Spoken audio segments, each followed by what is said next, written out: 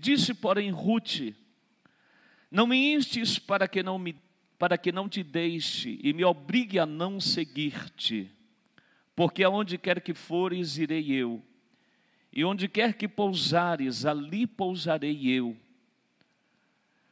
O teu Deus será o meu, aliás, o teu povo será o meu povo, o teu Deus é o meu Deus. Onde quer que morreres, morrerei eu, e aí serei sepultada. Faça-me o Senhor o que bem lhe aprouver, se outra coisa que não seja a morte me separar de ti. Vendo Noemi que de todo estava resolvida a acompanhá-la, deixou de insistir com ela. Essa história é uma história de dor, é uma história de tristeza, é uma história de perdas. Quando a gente começa a ler o livro de Rute, o livro de Rute começa dizendo que houve um determinado tempo da história que a fome veio sobre a terra. E a terra alcança justamente Belém de Judá. A Bíblia diz que nessa terra, em Belém de Judá, morava uma família, a família de Elimeleque. Elimeleque, o esposo, Noemi, a esposa, e eles tinham 2 filhos, Malom e Quilion. A Bíblia diz que vindo fome à terra, Elimeleque então pega a sua família e parte para uma terra distante, uma terra estrangeira, a terra de Moabe.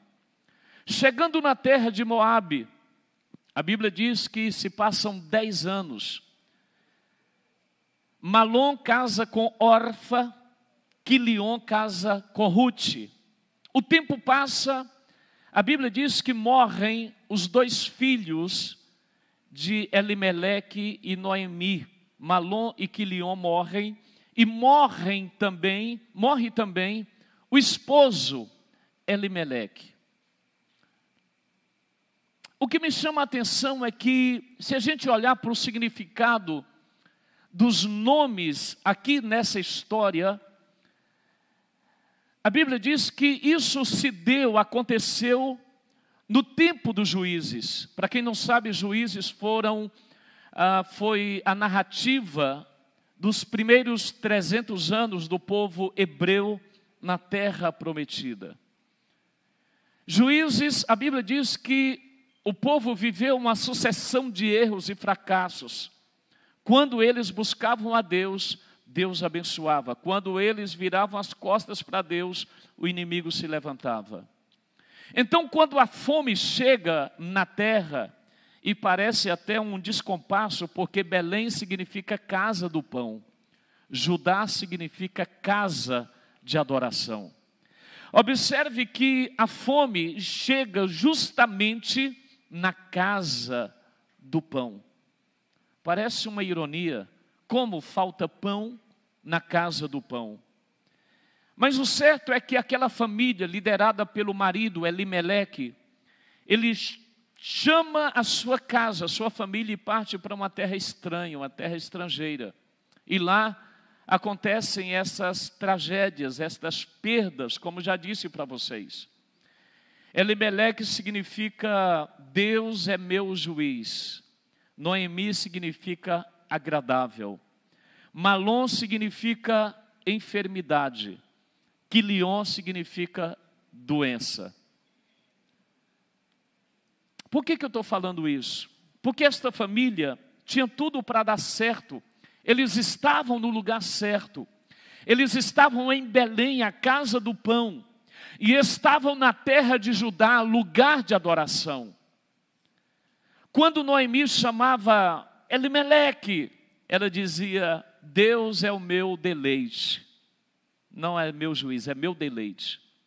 E quando Elimeleque olhava para sua esposa Noemi, quando a chamava pelo nome, é como se ele dissesse: você é agradável. Mas a gente não sabe por que eles colocam o nome dos seus filhos, Malom e Quilion, enfermidade e doença. Porque antigamente, quando alguém passava por uma situação de dor, de tristeza, de morte, de perdas, se colocava o nome da criança de acordo com aquilo que estava passando. A gente lembra de inúmeras situações na Bíblia. A gente lembra de Jabez: Deus é aquele que me formou, me trouxe aflição. Beria significa dor. Então, cada cenário estabelecido era o nome que se colocava nos filhos que iam nascendo. Mas então voltamos aqui para esse texto. Quando morrem os 2 filhos de Noemi, morre também o seu marido, sobra ela e as 2 noras, Orfa e Ruth. E aqui onde começa a mensagem que eu gostaria de trazer para nós nesta noite. Porque Orfa e Ruth sintetizam 2 tipos de crente. Eu não sei com qual deles você vai se identificar, se com Orfa ou se com Ruth. Orfa, o significado do nome Orfa significa obstinação. Uma mulher obstinada. Uma mulher que sabe o que quer. Ruth significa amizade. Agora, voltando para o cenário aqui que nós lemos esses 2 versículos, Noemi, ela escuta, ela ouve falar, olha, na terra de Judá, na terra de Belém, Deus mandou o pão outra vez. Voltando um pouquinho, eu gostaria de falar para você, não é porque você serve a Deus, não é porque você está na casa de Deus, não é porque você é fiel a Deus, que você está imune a problemas, a situações, a crises, a perdas. Todos nós estamos. Porque nós vivemos no mundo cão. Nós vivemos em um mundo mau. Nós vivemos no mundo que os valores estão invertidos. Nós vivemos no mundo de dores. Jesus diz: no mundo vocês terão aflições. Então não é porque a gente serve a Deus que a gente está imune a perdas, a dores, a lágrimas, a choros. Não.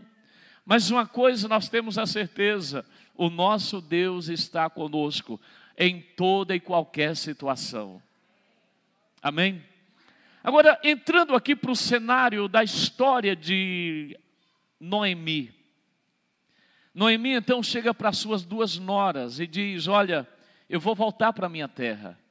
Eu vou voltar para a terra da minha família. Eu vou voltar para de onde eu nunca deveria ter saído.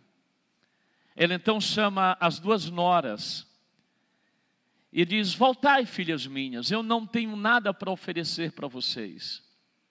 A Bíblia diz que Orfa, ela beija Ruth no rosto e ela volta para o seu povo, e a Bíblia diz que ela volta para os seus deuses. Agora Ruth olha para Noemi e diz: eu não te deixarei, porque aonde quer que tu fores, irei eu. Onde pousares, ali pousarei eu. O teu povo será o meu povo, o teu Deus será o meu Deus. O livro de Ruth nos traz uma das mais belas poesias. A Marilza até cantou uma música para mim no casamento, lembra? Quer cantar? Ela cantou essa canção. Onde queres que tu fores. Ela cantou essa música. Quer cantar? É uma das mais belas poesias que está registrada na Bíblia. Quando alguém, ela decide tomar um rumo na vida, e esta decisão marca para sempre a sua história. Porque aqui nós vemos, como eu disse, Orfa e Ruth sintetizam, mostram 2 tipos de crentes. Aqueles que veem o invisível e aqueles que andam por aquilo que os seus olhos veem. Aqueles que vê além das cortinas, além das paredes, além das impossibilidades, além das palavras negativas, além do impossível, e aquele que é dirigido por aquilo que ele vê com os olhos naturais. Orfa, quando olha para Noemi, Noemi diz assim: eu não tenho nada para te dar. Mesmo que vocês esperassem vir filhos outra vez para dá-los a vocês, vocês não esperariam até que eles crescessem e se tornassem homens e, enfim. Orfa beija Ruth, aliás, Noemi, e volta para a sua terra, volta para os seus deuses. A Bíblia nunca mais fala de Orfa. A Bíblia nunca mais menciona o nome de Orfa. Mas se você olhar para Ruth, Ruth é colocada na galeria, na genealogia de Jesus. Uma mulher estrangeira, uma mulher moabita, aquela, e principalmente por ser mulher, porque mulher não era contada, mas por causa deste ato de Ruth, ela é colocada na genealogia do Messias. Quando você lê Mateus, Marcos, você vê o nome de Ruth colocado ali. Fulano gerou fulano, Beltrano gerou Beltrano, e de Ruth nasceu Obed, que foi pai de Jessé, que foi pai de Davi. Vocês estão lendo a Bíblia, meu Deus, glória a Deus por isso. Então observe, querido, por quê? Porque Ruth, ela como que magnetizada, atraída por algo que Orfa não percebeu. Porque, queridos, é aqui que eu gostaria de entrar. Porque quando somos atraídos por Deus, quando somos magnetizados por Deus, quando somos atraídos pelo poder do Evangelho, aquilo que era aparente perda se torna em ganho. Aquilo que era aparente dor se torna em alegria. Aquilo que era prejuízo se torna ganho. Porque quando eu sou atraído por Deus, Deus muda não somente a minha história, mas a história daqueles que estão ao meu redor. Para quem não sabe, eu fui o primeiro a converter da minha família. A primeira vez que eu entrei num culto, não parece, mas, irmãos, eu bebia de segunda a segunda. Eu já contei aqui para o meu testemunho. Eu bebia de segunda a segunda. Eu não tenho cara, né, Pedro? Mas eu fumava maconha. E Deus entrou na minha vida. Deus entrou na minha história. Deus entrou e não somente alcançou a mim, mas alcançou a minha casa. Porque quando somos atraídos por Deus, eu lembro que quando eu entrei num lugar como esse, não era igreja, era um local onde estava um culto, eu sentei na última cadeira, sozinho, ninguém me convidou para estar ali. Eu ouvi um programa de rádio, alguém estava fazendo, e naqueles dias havia um desejo tão forte por uma mudança no meu interior. Eu vi amigos meus morrendo, eu vi amigos meus acidentados, as coisas começaram e eu falei, meu Deus, eu preciso mudar a minha vida. E no dia 20 de maio de 1987, eu era um jovem e sentei na última cadeira de um lugar que estava tendo reunião. O pastor naquela noite, eu nunca esqueço da mensagem que aquele pastor pregou. Ezequiel 37, o vale de ossos secos. Cantaram algumas canções naquela noite, mas duas marcaram a minha vida. Eu marquei um encontro com Deus aqui. Seu amor é real, sua paz gozarei. Eu marquei um encontro. Irmãos, parece que essas canções eram para mim. Eu comecei a chorar lá atrás. Algo começou a acontecer dentro de mim. E a outra canção que eu me lembro daquele 20 de maio de 1987 foi: Ele veio em minha vida num dia especial, trocou meu coração por um novo coração. E esta é a razão porque eu canto assim. Vamos adorar. Irmãos, aquela noite marcou a minha vida. Quando o pastor terminou de pregar, ele disse: quem quer receber uma oração? Eu saí lá de trás, em lágrimas. Atravessei aquele corredor, não olhava para os lados, mas eu vim à frente, recebi oração. Eu saí daquele lugar tão leve. Eu saí daquele lugar, parece que toneladas haviam saído dos meus ombros. Era uma campanha que estava tendo de quarta a domingo. Eu fui quarta, quinta, sexta, sábado e domingo e nunca mais saí. Quando o Evangelho nos atrai, quando Deus, o Espírito de Deus, alcança o nosso coração, Ele muda a nossa história. Ruth percebeu algo que Orfa não percebeu. Ruth percebeu além daquilo que ela via com os olhos naturais. Noemi disse: Ruth, eu não tenho nada. Orfa, eu não tenho nada para oferecer para vocês. Orfa disse: não tem nada, então tá bom, vou embora. Ruth diz: não.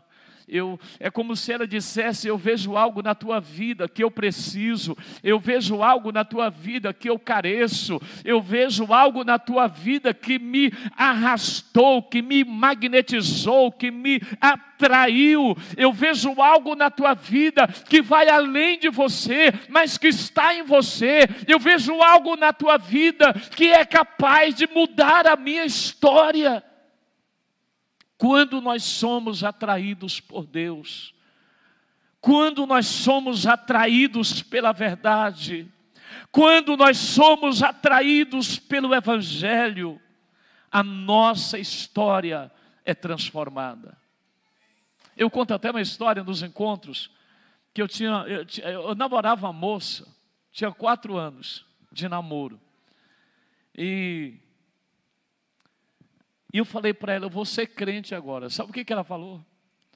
Ou eu, ou a igreja. Usou essas palavras. Eu falei para ela assim: eu te amo muito. Eu tinha pretensão de casar com você, mas eu encontrei o que eu há anos estava buscando. Eu saí da casa daquela moça chorando. Chorando, irmãos, desesperado. Mas eu olhei para o céu, e disse: Senhor, a partir de hoje, a minha vida é tua. 1 ano e meio depois eu mudei de cidade, fui para o Instituto Bíblico. 1 ano e meio depois eu volto para a cidade, encontro aquela moça participando do teatro da igreja. Aí eu falei: quer casar comigo? Ela disse: na hora. Casamos. E já se passaram 31 anos de casados. Quando Deus entra na nossa vida, quando Deus entra para mudar, para transformar, para mexer, para arrancar aquilo que nos impede de sermos, de fluirmos em Deus, fluirmos na vida. Por isso, querido, que servir a Deus é muito mais do que religião.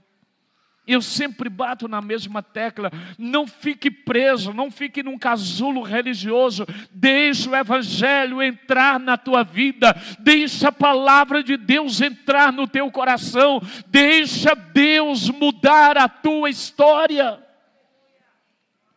Porque quando o Evangelho entra, quando o Evangelho acha espaço nas nossas vidas, nós somos transformados por este poder.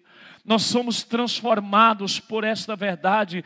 Por isso que Jesus diz: conhecereis a verdade vos libertará.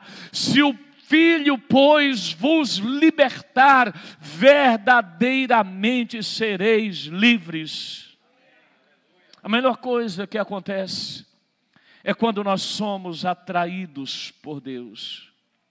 Ruth, ela sintetiza muito bem o discípulo. Orfa mostra a multidão.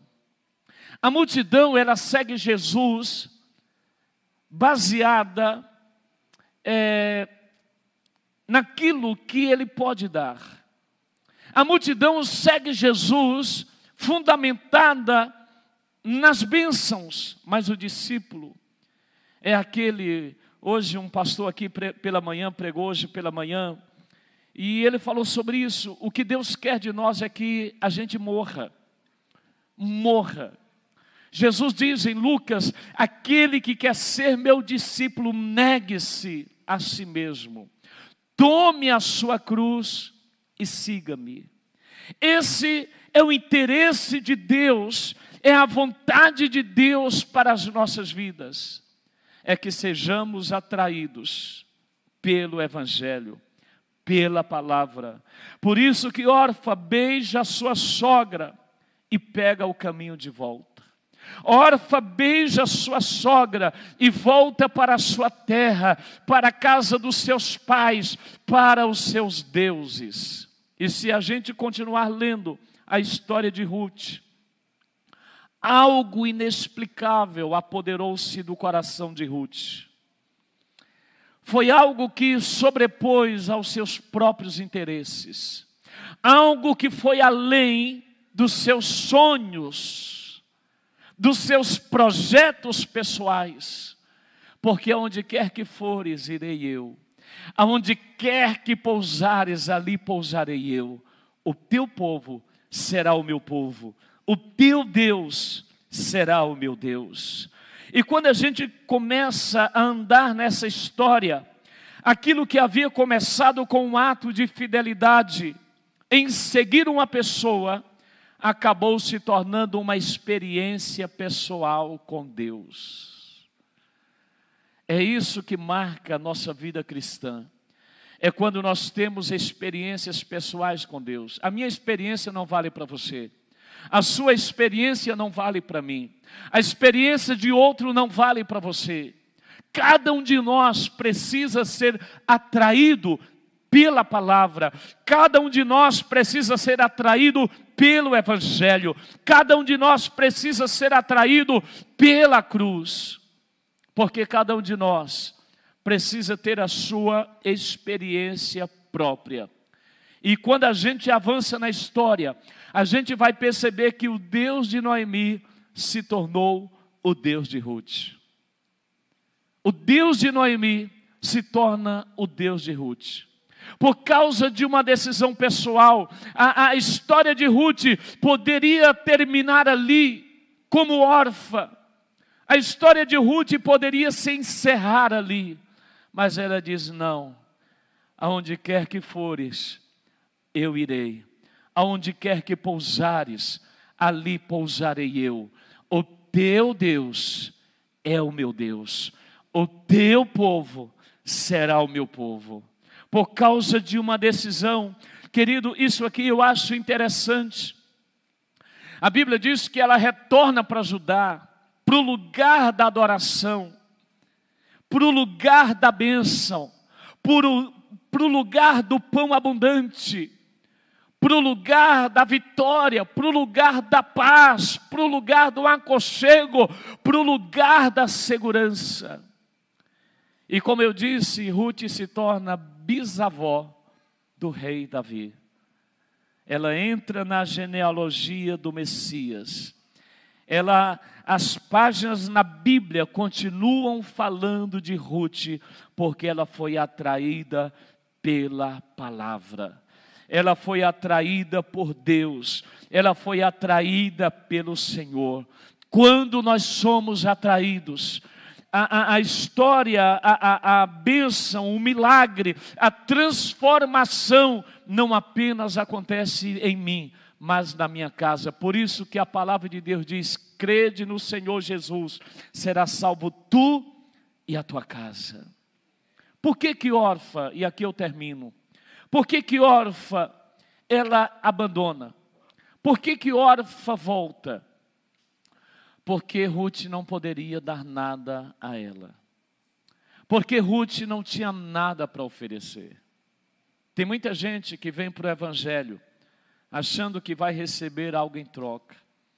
Eu vou para o Evangelho para ficar rico, eu vou para o Evangelho para ter uma casa, eu vou para o Evangelho para ter um carro, eu vou para o Evangelho para casar,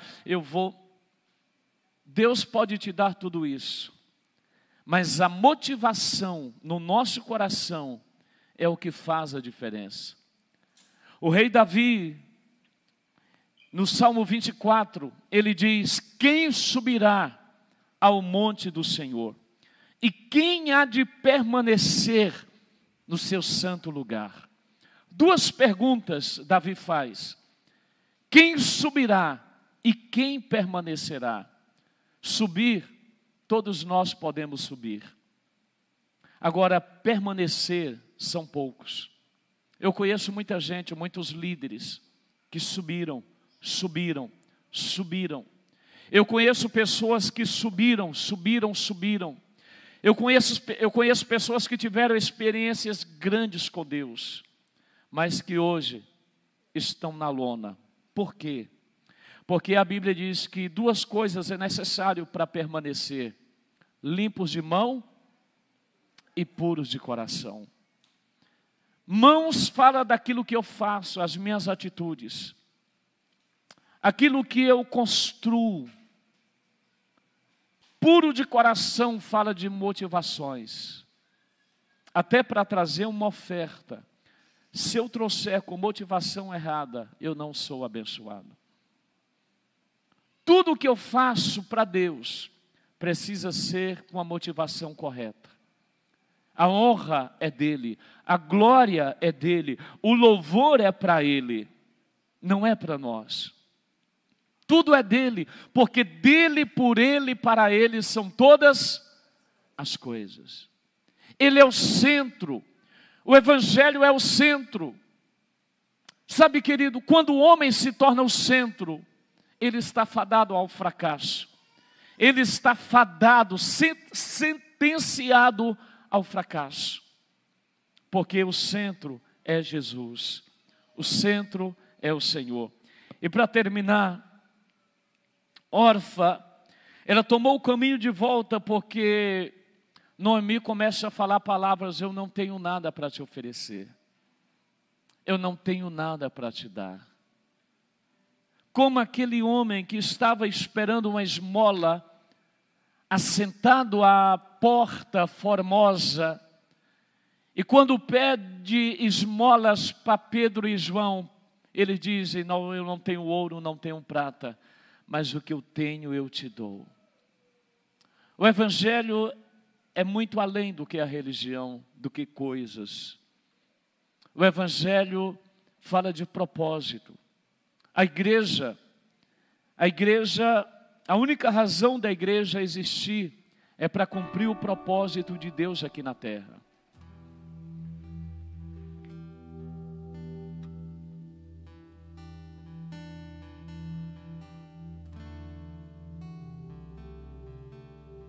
Eu não sei se você viu, a mídia não noticiou, porque essas coisas não noticia, mas quarta-feira à noite aqui em Paraíso,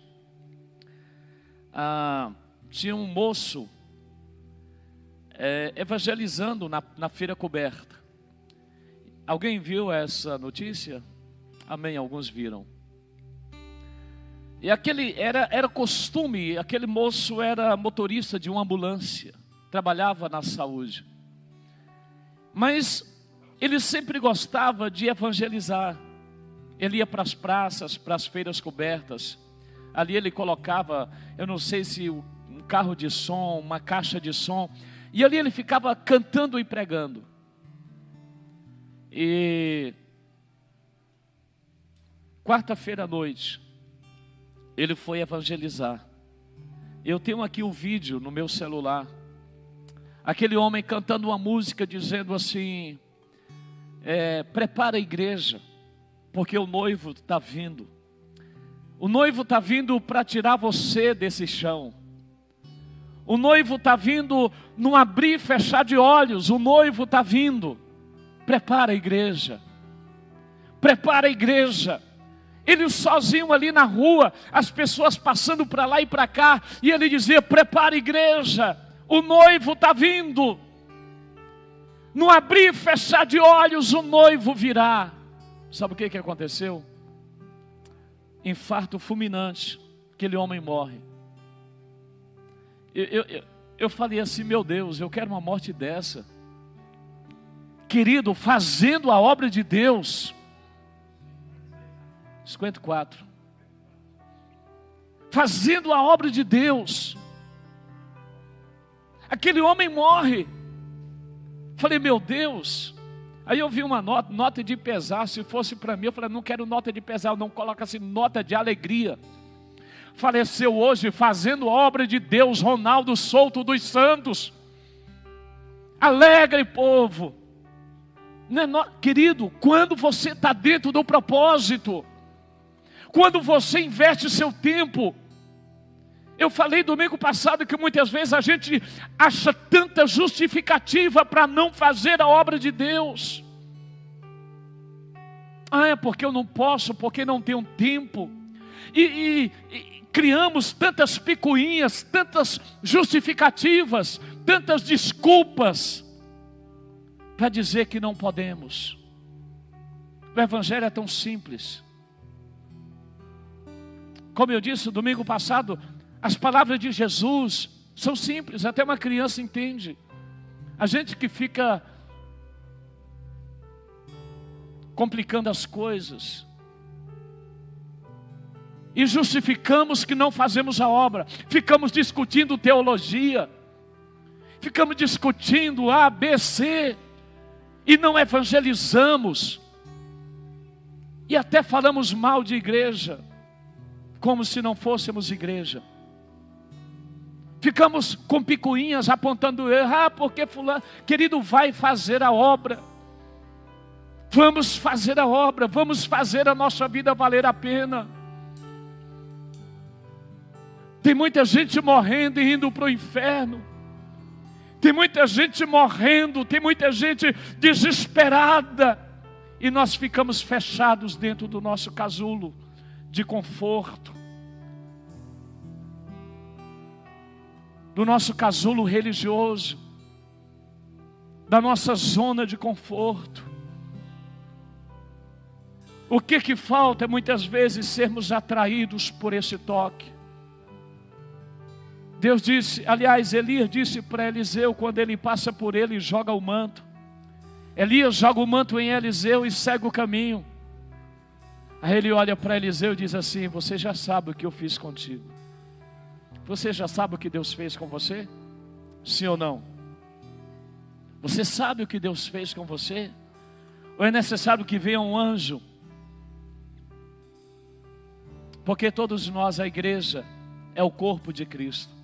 Deus não vai mandar anjos para salvar essa terra. Deus vai usar a igreja, Deus vai usar você. Lá no seu trabalho, lá na repartição pública que você trabalha, lá na sua empresa. Aonde você estiver, Deus vai te usar. O que precisa é que deixemos-nos ser atraídos pela palavra. E não colocarmos fronteiras nem justificativas. Porque, deixa eu falar algo para você, quando Deus chama os discípulos, eu falei isso numa live.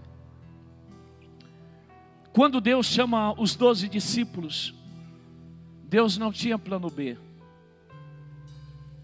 E eu quero falar para você que Deus não tem plano B. É a igreja ou a igreja. Ou é você ou você. Não existe plano B. Se eu não responder, Deus levanta outro do meu lado, mas continua o plano A. Quem faz a obra chama-se discípulos. Ruth, ela é atraída, porque ela viu em Noemi algo que ela não tinha visto nem experimentado. As pessoas vão ver Cristo. Não é um anjo vai descer do céu e trazer uma imagem, um holograma. Não, as pessoas vão ver Cristo através de você, através da sua vida, lá no seu trabalho, lá na sua empresa, lá na repartição pública, lá na academia, lá fazendo a sua caminhada, na praça, fazendo a sua, enfim, lá na feira, onde você estiver. Deus quer te usar.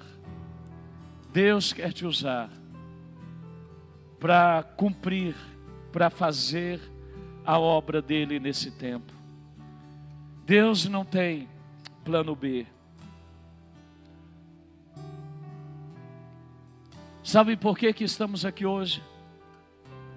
É porque os 12 não falharam. É porque a igreja do primeiro século não falhou. Sabe por que estamos aqui hoje? É porque sempre alguém na história trouxe a chama do Evangelho até hoje, para que eu e você fôssemos alcançados, para que eu e você fôssemos transformados. Amém? Vamos ficar de pé, em nome de Jesus.